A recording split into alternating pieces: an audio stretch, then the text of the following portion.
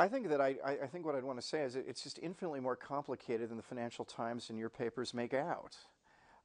We're not all on the Republican Party supporters of Mrs. Palin and the neoconservatives. That the party is a big tent. The only reason the parties win is that they are a big tent. But the tensions within the parties are what you should focus on and what that leads candidates to do. So you have to know the various factions within the party. In other words, our politics is complicated like your politics is. And too often there's this dismissive view that every Republican is a John Wayne shooting the bartender and then apologizing, and the saintly multilateral Democrats are never tough. And both of those things are just not true. From working in Washington, I know lots and lots of tough-minded Democrats, and I know plenty of Republicans who want to work with allies to get things done. I think getting rid of the stereotype, the cartoon of the United States electorally is something the rest of us really need to work on, because otherwise it's not going to make sense what happens in America.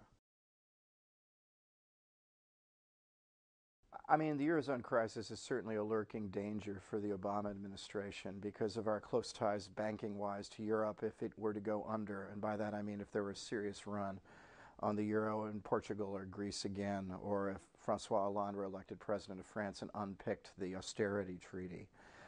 You'd see markets go after the euro, and indirectly that would hit the United States.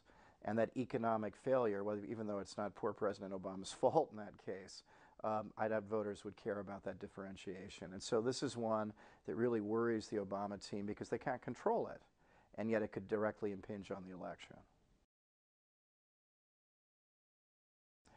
Iran is the dagger over the head of the administration. It's the sword of Damocles hanging there. And the reality is that an Israeli strike on Iran in the early fall, say September, an Iran counter-reaction, which of course would include threatening to close the Strait of Hormuz, if not closing it, would lead to a spike in the price of oil to somewhere around $200 or more a barrel. That would immediately impinge on Europe, which would then go back to hitting the United States. Plus, in a situation of war or peace, the president would have to make very quick decisions about how much to support Israel, how far to go. All the while, his critics would be banged to his right that he had to unequivocally support Israel, and his newfound friends from the Cairo speech would be saying, "Don't betray us." He would be in a horrible position. And so that's part of why they are working night and day to avoid that beyond the obvious, more altruistic reasons.